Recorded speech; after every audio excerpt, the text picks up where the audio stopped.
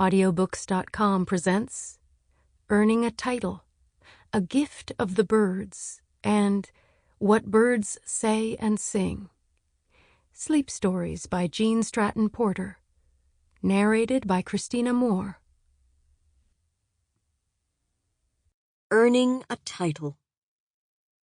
Almost my first distinct memory is connected with a bird.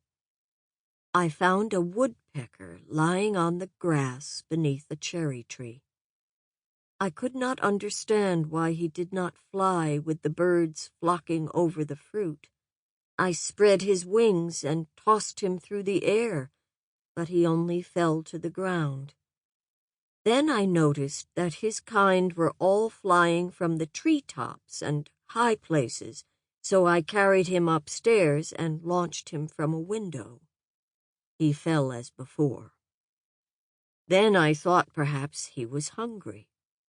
I took him to the garden, pried open his beak, and stuffed him with green gooseberries, but still he would not fly.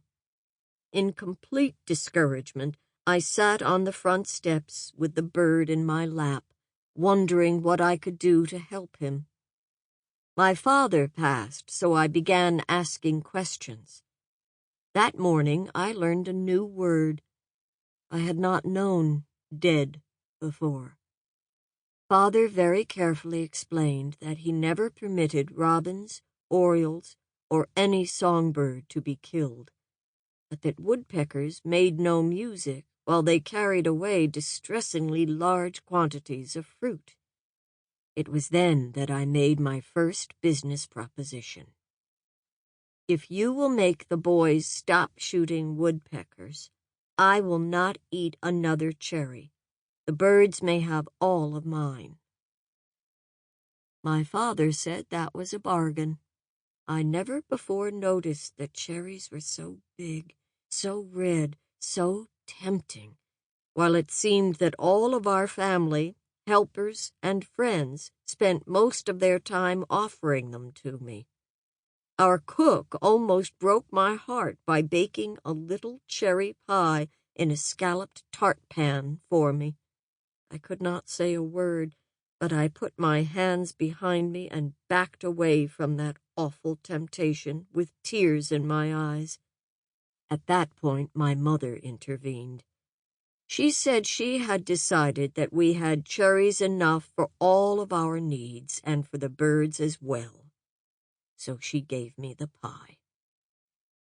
It is probable that this small sacrifice on my part set me to watching and thinking about the birds, which every day flashed their bright colors and sang their unceasing songs all over and around us.